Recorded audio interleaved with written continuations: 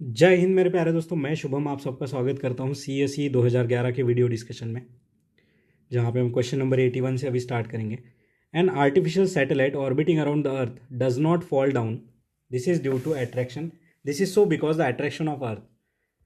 ठीक है, तो देखिए स्पेस वाला क्वेश्चन है, फिजिक्स से भी हम इसे रिलेट कर सकते हैं कि आर्टिफिशियल सैटेलाइट जो कि हमारे पृथ्वी के आजू बाजू में घूम रहा है, वो नीचे क्यों नहीं आ जाता है हमारे सरफेस पे। क्योंकि दोस्तों जो अट्रैक्शन ऑफ अर्थ है वो प्रोवाइड करता है necessary acceleration for its motion. ठीक है, तो यहाँ पे बहुत ही कॉम्प्लेक्स फार्मूलाज होते हैं कि ग्रेविटेशनल फोर्स, सेंट्रीपिटल फोर्स, इनका बैलेंस आउट होता है, फिर वो इस हिसाब से अपना मूवमेंट करते हैं। तो क्या है, यहाँ पे नेसेसरी एक्सलरेशन प्रोवाइड करता है फॉर इट्स मूवमेंट।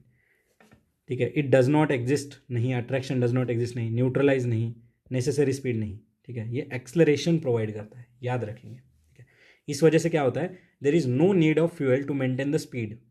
ठीक है, यहाँ पे फ्यूल सिर्फ यूज होता है to change the place of the satellite to avoid the collisions. ठीक है, तो ये देखिए, अगर आपने मिशन मंगलयान मूवी देखी तो वहाँ पे भी ये चीज़ें दिखाई जाती है कि कैसे एक्सलरेट किया जाता है वो ग्रेविटी से उन्हें बाहर जाने के लिए, इस तरीके से चला जाता है वो मार्स की ग्रेविटी। ठीक है, यहाँ पे आंसर है हमारा डी। नेक्स्ट आगे बढ़ते हैं, क्वेश्चन नंबर 82 क्या कहना चाह रहा है, in the context of Indian economy consider the following statement. Question number 82, the growth rate per capita income has steadily increase in the last 5 year. अरे ग्रोथ रेट स्टेडिली इंक्रीज हटाओ, the growth rate of GDP has steadily increase in the last, rate steadily हटाओ, answer आ गया D. कुछ नहीं करना है, कुछ यहाँ पे पता नहीं करना है क्या रेट था कैसा था, इसका सिंपल फंडा मल्टीपल टाइम्स मैंने आपको बताया, आंसर है डी। ठीक है, ये growth rate steadily increases. Next देखिए अगला, the which one of the following has the highest share of disbursement of credit to agriculture and allied activity. CSE 2020 का क्वेश्चन मैंने आपको बताया था, कौन है, किसका सबसे ज़्यादा है यहाँ पे शेयर, ये दोस्तों कमर्शियल बैंक्स का। ठीक है, अराउंड 60% क्रेडिट जो है एग्रीकल्चर एंड अलाइड एक्टिविटी में कमर्शियल बैंक देती है। अब देखिए RRB, cooperative bank, micro finance institution, अभी हमने क्वेश्चन देखा इसके 4 फीचर्स। RRB हमने 2020 के पेपर में देखा, कोऑपरेटिव बैंकिंग 2022 के प्री में आया था, अर्बन कोऑपरेटिव बैंकिंग। ठीक है, तो यहाँ पे आंसर है हमारा ए। नेक्स्ट आगे बढ़ते हैं, which one of the following can aid in furthering the government's objective of inclusive growth. Inclusive growth बढ़ाने में क्या हेल्प करेगा, SHG। सही बात है, वुमेन सेंट्रिक ग्रोथ होगी SHG से। देखिए इसमें अगर मेंस आपने पढ़ रखा है तो आपको फायदा हो रहा है। देखो इंक्लूसिव ग्रोथ GS3 में टॉपिक मेंशन है, MSME, राइट टू एजुकेशन। भाई इंक्लूसिव ग्रोथ में ये सारी चीज़ें तो आएंगी, education, health, empowerment, livelihood, skills. तो यहाँ पे आंसर है हमारा डी। कुछ ज़्यादा इसमें सोचना नहीं है, ज़्यादा एक्सक्लूजन वाली चीज़ नहीं देखनी, सारे पॉजिटिव एस्पेक्ट्स है। आगे देखते हैं, क्वेश्चन नंबर 85 क्या कहना चाह रहा है कि the government of India disinvest कर रहा है फ्रॉम पब्लिक सेक्टर एंटरप्राइजेज, जो CPSU है उनमें से, क्यों कर रहा है, क्यों, why. The government no longer intends, भाई इंटरेस्ट ही नहीं है ऐसा कह रहा है ये। ठीक है, the government intend to use the revenue earn from disinvestment mainly to pay back the external debt, नहीं, इसलिए नहीं कर रहा है ये। ठीक है, जो डिसइन्वेस्टमेंट हो रहा है यहाँ पे, जो लिबरलाइजेशन की पॉलिसी हमने अडॉप्ट करी है, इसलिए डिसइन्वेस्टमेंट टारगेट्स यहाँ पे बनाए जा रहे हैं। डिसइन्वेस्टमेंट से क्या हो जाएगा, प्राइवेट पार्टिसिपेशन यहाँ पे बढ़ेगा, और जो प्रोडक्टिविटी है, इफिशियंसी है, और गवर्नमेंट का जो काम है कि government has no business to be in business, ऐसा मंत्रा मोदी जी ने दिया था, तो इसके लिए डिसइन्वेस्टमेंट किया जाता है। ठीक है, तो ये है। और ये देखिए दोस्तों, ये जो डिसइन्वेस्टमेंट से पैसा आता है ये कहाँ रखा जाता है, नेशनल इन्वेस्टमेंट फंड के अंदर। ठीक है, NIF के अंदर, तो ये याद रखेंगे। और ये जो पैसा आता है ये यूज़ किया जाता है सोशल सिक्योरिटी स्कीम्स में, ऐसा नहीं कि मेनली सिर्फ एक्सटर्नल डेट देने के लिए यूज़ होगा, तो ये गलत है। ठीक है, और तो यहाँ पे केस टू केस बेसिस पे होता है, कोई इंटेंशन नहीं है कि हमें तो अभी रखना ही नहीं है। यहाँ पे आंसर है हमारा डी। ठीक है, यहाँ पे आंसर है हमारा डी। नेक्स्ट देखिए अगला क्वेश्चन हम देखते हैं, question number 86, what is difference between asteroids and comet. ठीक है, 10वीं 9वीं 10वीं का सवाल है। कहता comet show perceptible glowing tail and asteroid do not. सही बात है, कॉमेट की टेल होती है। Asteroid is a small rocky planetoid while comet is form by frozen gases held together by rocky and metallic material. Correct. अब यहाँ पे trap है दोस्तों, देखिए asteroids are found mostly between orbit of Jupiter and Mars, while comets are found mostly between Venus and mercury.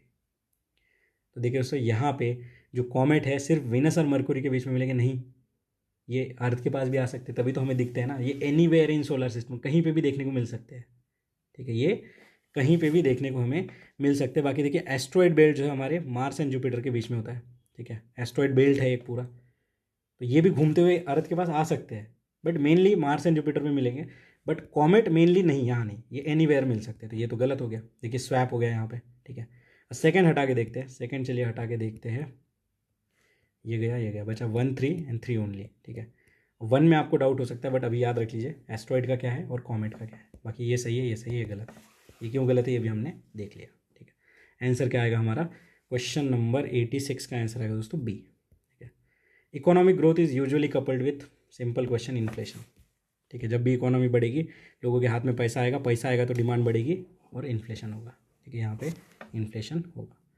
Next देखिए deflation क्या है, तो fall in general price level, ये rise in general price level, ठीक है। Inflation मतलब stagflation क्या होता है, याद रखिए इकोनॉमिक ग्रोथ रेट जो है वो कम हो जाएगी और अनएम्प्लॉयमेंट यहाँ पे बढ़ेगा, अनएम्प्लॉयमेंट यहाँ पे बढ़ेगा। हाइपर इन्फ्लेशन क्या है, तो मनी सप्लाई जब बहुत ज़्यादा हो जाता है तो हाइपर इन्फ्लेशन यहाँ पे होता है। फिर देखिए lowering of bank rate by RBI, इससे क्या होगा, bank rate, SLR, CLR, marginal standing facility, multiple times हमने देखा है। बैंक रेट क्या होता है दोस्तों, ये ऐसा रेट होता है जिसके ऊपर आरबीआई जो है पैसा देती है, किसे, RBI lends to schedule commercial banks, ठीक है। RBI lends to schedule commercial bank, ठीक है। लोअरिंग ऑफ बैंक रेट से क्या होगा, more liquidity in the market, ठीक है। इससे क्या होगा, लोअर हो जाएगा तो लोगों को, जो बैंक पैसा उठाएगी और लोगों को कम रेट ऑफ इंटरेस्ट पे पैसा मिलेगा, तो यहाँ पे क्या होगा, more liquidity in the market, less liquidity, ये सब गलत है, ठीक है। आगे बढ़ते हैं, नेक्स्ट अगला क्वेश्चन है हमारा क्वेश्चन नंबर 89, कहता है westerlies in southern hemisphere are stronger and persistent than northern hemisphere, why. तो वेस्टर्लीज यानी कि वेस्ट से ओरिजिनेट हो रही है, ऐसे चल रही है, ये हमारा पूरा पृथ्वी है, क्यों ये स्ट्रॉन्ग है as compare to northern hemisphere, ऐसा पूछ रहा है। कहता southern hemisphere has less land mass as compare to northern hemisphere, सही बात है, ठीक है। अब देखिए वेस्टर्लीज जो है ये कहाँ चलती है, तो ये 35 से लेके 65 लैटिट्यूड तक चलता है ये सिस्टम, और कम लैंड मास होने की वजह से ये फास्ट चलती है as compare to northern hemisphere. Coriolis force is higher in southern hemisphere as compare to northern hemisphere, एकदम एब्सर्ड सी बात है। 2020 के प्री में भी हमने देखा कि जेट स्ट्रीम जो है नॉर्थ हेमिस्फीयर में, साउथ में नहीं है, इस तरीके से कुछ बनाया था। तो देखिए कोरियलिस फोर्स दोनों तरफ सेम होता है, इक्वेटर पे 0 होता है और पोल की तरफ जाते वैसे वैसे बढ़ता है, ठीक है। तो यहाँ पे आंसर क्या है हमारा, 1 ओनली इज द करेक्ट। 89 का आंसर क्या है, 1 ओनली इज द करेक्ट, ठीक है। तो ये northern and southern hemisphere, westerlies के बारे में भी हमने देखा, ठीक है। नेक्स्ट देखिए आगे बढ़ते हैं, पोल के ऊपर मैक्सिमम होता है Coriolis force, 1 only is the answer. Between India and East Asia, ठीक है, East Asia the navigation time and distance can be greatly reduce, ठीक है। ग्रेटली रिड्यूस मतलब ये हमारा इंडिया है, ठीक है। इस तरीके से देखिए ये म्यांमार वाला रीजन, ये इंडोनेशिया ये वाला रीजन, ठीक है। और ये हो गया ईस्ट एशिया और ये इंडिया। अब इसमें सारा कॉमन सेंस है दोस्तों, कहता है deepening the Malacca straight between Malaysia and Indonesia, देखिए ये मलाक्का स्ट्रेट यहाँ पे है, कि इधर इंडोनेशिया और इधर मलेशिया, इसको डीप करेंगे, इसको डीप करेंगे, ठीक है। मतलब गड्ढा जो है यहाँ पे बड़ा करेंगे इसका। तो मुझे एक बात बताइए कि डीप करने से क्या हो जाएगा, अगर इसे वाइड करेंगे तो यहाँ पे कुछ फ़ायदा हो सकता है, ठीक है। समझिए इस चीज़ को, डीपनिंग से क्या हो जाएगा, ठीक है, यहाँ पे वाइडनिंग करना पड़ेगा, वाइड हो जाएगा तो यहाँ से बहुत सारे जहाज़ आ भी सकते हैं, जा भी सकते हैं, अलग अलग सी लेन्स बनेगी यहाँ पे, ठीक है। तो ये गलत है दोस्तों, डीपनिंग से यहाँ पे कुछ नहीं होगा। समुद्र में कितना भी गड्ढा गहरा खोद लोगे, सबमरीन थोड़ी जा रही है वहाँ से, तो डिस्टेंस कब कम होगा, वाइडनिंग करेंगे तब, या फिर यहाँ पे कोई इस्तुमस बनाएंगे तब, ठीक है। जैसे पनामा कैनल है उस तरीके से, इस्तुमस ऑफ क्रा है यहाँ पे देखिए, the opening the new canal across isthmus of Kra between Gulf of Siam and Andaman Sea. बहुत बहुत ज़रूरी लोकेशन है जो कि हम जनरली मिस कर देते हैं मैपिंग करते हुए। क्रा इस्तुमस कहाँ है, Gulf of Siam and Andaman Sea के बीच में, याद रख लीजिएगा। क्रा इस्तुमस कहाँ है, Gulf of Siam and Andaman Sea के बीच में है, क्वेश्चन बन सकता है। मलाक्का स्ट्रेट कहाँ है, तो मलेशिया एंड इंडोनेशिया का जो सुमात्रा आइलैंड है उसके बीच में, ठीक है। तो ये दो चीज़ें याद रखनी है, ये गलत है, आंसर है हमारा 2 only is the correct, 2 only is the correct. तो क्रा कैनल ज़रूर याद रखिए दोस्तों, पनामा कैनल हम याद रखते हैं बट क्रा कैनल भूल जाते हैं जो हमारे इतने पास है। नेक्स्ट देखिए आगे बढ़ते हैं, क्वेश्चन नंबर 91 क्या कह रहा है, regular intake of fresh fruits and vegetable, ये हमारे डाइट में होना चाहिए क्योंकि ये गुड सोर्स है एंटीऑक्सीडेंट्स का। अब एंटीऑक्सीडेंट्स क्या रोल प्ले करते हैं हमारे हेल्थ को मेंटेन करने के लिए, तो देखिए दोस्तों जो एंटीऑक्सीडेंट्स होते हैं वो न्यूट्रलाइज करते हैं फ्री रेडिकल्स को जो हमारे बॉडी में प्रोड्यूस होती है ड्यूरिंग मेटाबॉलिज्म। और ये फ्री रेडिकल्स जब न्यूट्रलाइज हो जाते हैं तो जो डिसीजेस है जैसे कैंसर हो गया, ठीक है, जो लाइफ थ्रेटनिंग डिसीज है इनका खतरा यहाँ पे कम हो जाता है, ठीक है। ये एंजाइम्स को एक्टिवेट करते हैं, नेसेसरी नहीं। Prevent the excessive oxidation of carbohydrate नहीं, ठीक है। एक्टिवेट द सर्टन जीन्स ना, यहाँ पे आंसर है हमारा C. Neutralise the free radical produce in the human body, neutralise the free radical produce in the human body, ठीक है। नेक्स्ट देखिए आगे बढ़ते, question number 92 regarding Indus Valley Civilisation, ठीक है। During the period cotton was use for manufacturing textile, सही बात है, इंडस वैली में हमें कॉटन देखने को मिलता था, ठीक है, उसके ट्रेसेस भी मिले। It is predominantly secular civilization and religious element though present did not dominate.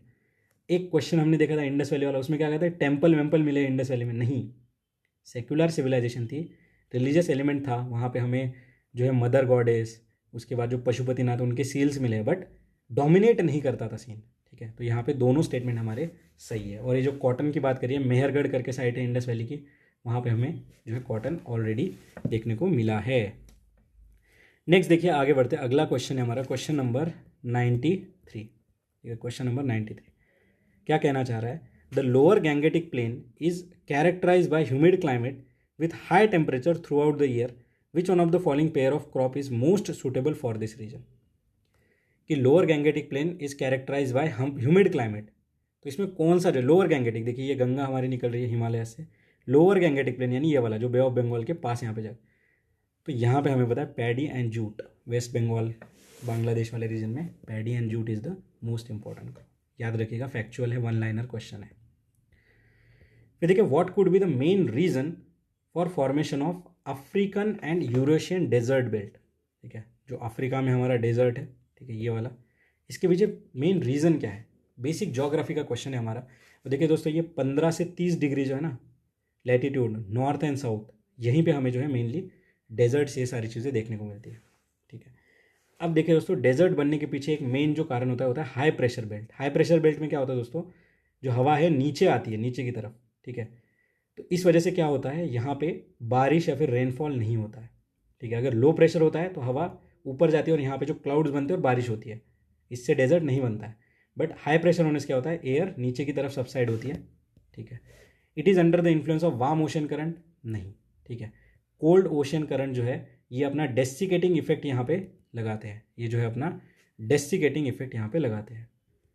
और यहाँ पे देखिए दोस्तों वार्म ओशन करंट नहीं है, ये कोल्ड ओशन करंट है, ठीक है। मैंने बताया था डेसिकेटिंग इफेक्ट होता है, जैसे देखिए यहाँ पे कैनरी करंट है, देखिए ये हमारा अफ्रीका वाला रीजन है, यहाँ से कहीं कैनरी करंट जाते हैं तो इसका डेसिकेटिंग इफेक्ट यहाँ पे होता है, ठीक है।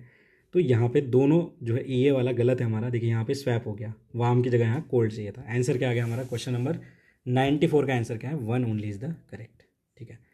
नेक्स्ट देखिए 95, क्वेश्चन नंबर 95 क्या कह रहा है, the jet aircraft fly very easily and smoothly in the lower stratosphere, what could be the appropriate explanation. क्या अप्रोप्रिएट एक्सप्लेनेशन है कि जेट एयरक्राफ्ट जो है लोअर स्ट्रेटोस्फियर में, यानी कि 50 किलोमीटर वाला जो अल्टीट्यूड है यहाँ पे अच्छे से चलता है, ठीक है।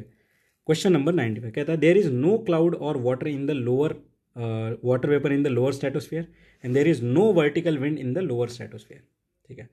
तो देखिए दोस्तों यहाँ पे जो क्वेश्चन नंबर 95 है, ठीक है, इसका आंसर है बोथ आर करेक्ट, ठीक है। इन दोनों रीज़न की वजह से जो है एयरक्राफ्ट यहाँ पे जेट एयरक्राफ्ट इजीली जो है रन करता है हमारे लोअर स्ट्रेटोस्फियर में, no clouds and no vertical winds, ठीक है। तो इससे फ्रिक्शन भी कम होता है और वो सारी चीज़ें ईजिली यहाँ पे जो है फ्लो होता है। यहाँ पे आंसर है बोथ वन एंड। तो आप देख पा रहे होंगे क्वेश्चन का लेवल थोड़ा सा स्लाइटली चेंज हो रहा है, बहुत ज़्यादा टेक्निकल या इस तरीके से क्वेश्चन आ रहा है। तो पीछे हम जैसे जाएंगे ना 2008-7 तब ऐसा ही होगा, ठीक है। तो वो क्वेश्चन हम नहीं करेंगे ज़्यादा, ठीक है। नेक्स्ट देखते हैं आगे, biodiversity is normally greater in lower latitude as compare to higher latitude, मतलब ये जो लैटिट्यूड्स हैं हमारे, ठीक है, इसमें क्या कह रहा है कि बायोडाइवर्सिटी नॉर्मली ग्रेटर है लोअर लैटिट्यूड, मतलब यहाँ पे as compare to higher latitude यानी पोलर रीजन वाला, ठीक है। नेक्स्ट क्या कह रहा है, अलोंग द माउंटेन ग्रेडियंट, ठीक है, अब ये माउंटेन है हमारे, the biodiversity is normally greater at lower altitude as compare to higher altitude. देखिए दोस्तों दोनों स्टेटमेंट यहाँ पे सही है। हिमालयास को आइडेंटिफाई करिए, जो गंगा प्लेन है जो नीचे वाला, यहाँ ज़्यादा बायोडाइवर्सिटी एज कम्पेयर टू पूरा माउंट एवरेस्ट, वहाँ तो कुछ देखने को नहीं मिलता है, सही बात है। यहाँ पे देखिए इक्वेटर पे ज़्यादा जो है हमारी बायोडाइवर्सिटी एज कम्पेयर टू पोल, सही बात है। तो यहाँ पे दोनों स्टेटमेंट हमारे सही है, ठीक है। तो अगर हम पोल से इक्वेटर की तरफ जाते हैं तो बायोडाइवर्सिटी जो है हमारी इंक्रीज़ होती है, इक्वेटर की तरफ आओगे तो इंक्रीज़ होगी, ठीक है। और वही चीज़ यहाँ पे देखा हमने, तो यहाँ पे आंसर है बोथ 1 and 2 इज़ करेक्ट। 96 का बोथ 1 and 2 इज़ करेक्ट। अब 97 देखिए क्या कहना चाह रहा है ये, ठीक है, थोड़ा कोर ज्योग्राफी का क्वेश्चन आ जाएगा कि Brahmaputra, Irrawaddy and Mekong river originate, ठीक है। जैसे इर्रावडी पढ़ा, याद आ जाना चाहिए 2019 का match the pair, Irrawaddy dolphin, Chambal river, याद आया, ठीक है। तो Brahmaputra, Irrawaddy, Mekong river, Mekong Ganga cooperation, IR वाला क्वेश्चन हमने किया था, ठीक है। ब्रह्मपुत्रा की ट्रिब्यूटरीज 4-5 बार सॉल्व किए।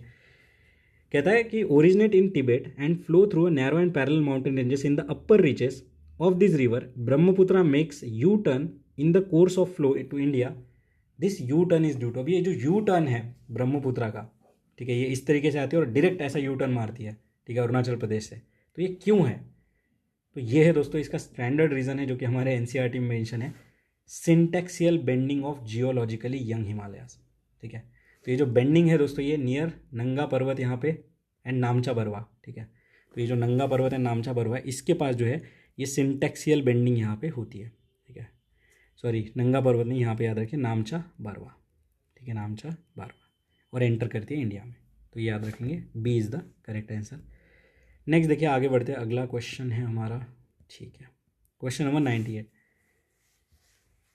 क्या कहना चाह रहे ये, okay, the state in India, अब स्टेट इन इंडिया पूछा है कि नदर्न पार्ट जो है अरिड एंड सेमी अरिड है, सेंट्रल पार्ट कॉटन प्रोड्यूस करता है, एंड कैश क्रॉप देखिए ये प्रोमिनेंट है और फूड क्रॉप, ठीक है। तो कितना कम डिस्कशन, मतलब डिस्क्रिप्शन है। तो ये है, देखिए दोस्तों डिस्क्रिप्शन गुजरात का, ठीक है, ये हमारा गुजरात है, ठीक है। अब ये ऐसे इस तरीके से आता है, ठीक है, इस तरीके से। तो ये जो ऊपर वाला पार्ट है ये एरिड है, यानी कि यहाँ रन ऑफ कच्ची वाली चीज़ है। सेंट्रल पार्ट में देखिए यहाँ पे कॉटन ग्रो होता है हमारा, ठीक है, और कैश क्रॉप यहाँ पे ज़्यादा होते हैं। तो ये गुजरात का डिस्क्रिप्शन है, ये पर्टिकुलर जो एक्सप्लेनेशन है। देखिए ऐसे क्वेश्चन बन सकते हैं, देखिए ऑर्चिड वाला आया अरुणाचल प्रदेश, ये गुजरात वाला पूछ लिया। एक बार वो नेशनल पार्क का पूछा कि वाइल्ड लाइफ जो है वो जानवर, उससे रिलेटेड। तो ऐसे क्वेश्चंस हम एक्सपेक्ट कर सकते हैं। आगे बढ़ते हैं नेक्स्ट, वीपीएन क्या है, क्वेश्चन नंबर 99। वीपीएन क्या है? Virtual private network. देखिए उसको नाम से पता चल रहा है कि वर्चुअल प्राइवेट नेटवर्क, तो ये कंप्यूटर नेटवर्क है across public internet that provide user access to their organization while maintaining the security and information. तो ये तुम्हें प्राइवेट सिक्योरिटी, ये सारी चीज़ें होती है, ठीक है। ये है वर्चुअल प्राइवेट नेटवर्क, ठीक है। ये नहीं है यहाँ पे कि प्राइवेट कंप्यूटर नेटवर्क ना, ठीक है। उसके बाद user can share the pool, नहीं, ठीक है, ये भी नहीं। तो यहाँ पे क्या है, second is the correct answer, VPN का फुल फॉर्म, ठीक है। नेक्स्ट देखिए क्वेश्चन नंबर 100, धर्म एंड रीता, ये हमारे वैदिक सिविलाइजेशन के कुछ आइडियाज़ हैं, इनका मीनिंग क्या है ऐसा पूछा है, धर्म एंड रीता।